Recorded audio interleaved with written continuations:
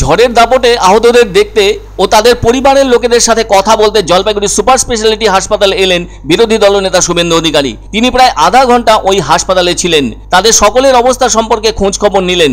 এরপর তিনি হাসপাতালের ভেতর থেকে বেরিয়ে এসে সাংবাদিকদের সামনে জানান, চিকিৎসক, নার্স থেকে শুরু করে স্বাস্থ্যকর্মীরা খুব ভালো কাজ করেছেন, সেজন্য জলপাইগুড়ি মেডিকেল কলেজ ও হাসপাতালের পরিষেবার যথেষ্ট প্রশংসা করলেন তিনি।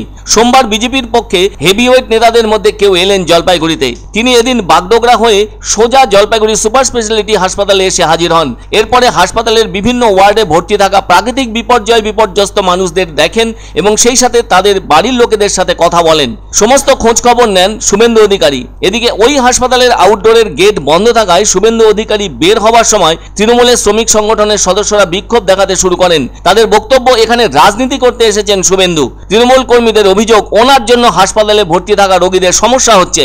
এদিকে তৃণমূল কর্মীরা শুভেন্দুকে কেন্দ্র করে স্লোগান দিলেও তিনি জলপাইগুড়ি মেডিকেল কলেজের সুপার স্পেশালিটি বিভাগ থেকে বের হয়েই সাংবাদিকদের সামনে বলেন, চিকিৎসক, নার্স সহ স্বাস্থ্যকর্মীরা রাত জেগে ভালো পরিষেবা দিয়েছেন। এছাড়াও তিনি এনজিওদের অনুরোধ করবেন দুর্গত মানুষদের পাশে থেকে কাজ চালিয়ে যেতে। এরপর তিনি জানিয়ে দিলেন, ঝড় বিধ্বস্ত ময়নাগুড়ির গ্রামগুলিতে যাবেন সেখানকার পরিস্থিতি খতিয়ে দেখতে।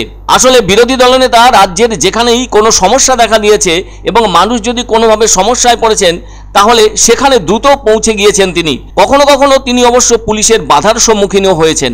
আর এটা তো প্রাকৃতিক দুর্যোগ, কোনো রাজনৈতিক ঘটনার গন্ধ নেই। ফলে দুর্গত ও অসহায় মানুষদের পাশে দাঁড়ানো এবং তাদের সহায়তা করা মানুষের কর্তব্যের মধ্যেই পড়ে। এজন্য সেই ভূপেন হাজারিকার গানটির কথাই মনে পড়ে যায়, মানুষ মানুষের জন্য, জীবনের জন্য একটু সহানুভূতি মানুষ কি পেতে পারে না? তাই মানুষই তো মানুষের বন্ধু, বিপদের সবচেয়ে বড় সহায়। গতকালের কয়েক মিনিটের ঝড়ের দাপটে যেমন বেশ কয়েকজনের অকাল প্রয়াণ ঘটে গেছে, তেমনি অনেক মানুষ কম বেশি আহত হয়েছেন। সূত্র মারফত জানা গেছে প্রায় 350-র মতো মানুষ আহত হয়েছেন। এদের মধ্যে বেশিরভাগ মানুষকে প্রাথমিক চিকিৎসার পর ছেড়ে দেওয়া হলেও 39 জনকে ভর্তি করানো হয়েছে। এদের মধ্যে 22 জনের অবস্থা যথেষ্ট গুরুতর।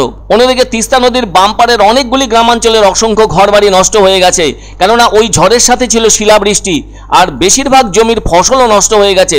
সব মিলিয়ে বিশাল ক্ষতি। এদিকে গুটি গুটি পায়ে এগিয়ে আসছে 18তম লোকসভা ভোট। 7 দফা ভোটের প্রথম দফার মধ্যে আছে উত্তরবঙ্গের 3টি জেলা, যার অন্যতম হলো জলপাইগুড়ি জেলা, সেটা 19 এপ্রিল। অন্য দুটি জেলা হলো আলিপুরদুয়ার ও কোচবিহার। কিন্তু এই মুহূর্তে মানুষের জীবন স্বাভাবিক অবস্থায় আনা অত্যন্ত জরুরি। তাছাড়া দুর্গত এলাকার মানুষদের মধ্যে কারোরই মাথায় ভোটের চিন্তা নেই।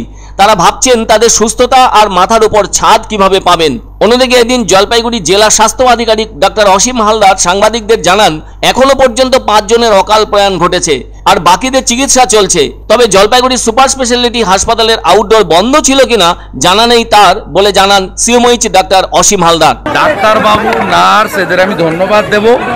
সারা রাত্রি ধরে তারা কাজ করেছেন। আমি যেটা আপিল করব আপনাদের মাধ্যমে জলপাইগুড়ি এবং উত্তরবঙ্গের এনজিওদের, যে তারা যেন পীড়িত লোকেদের জামা কাপড়, খাওয়ার, ওষুধ সবগুলো দিতে পারে।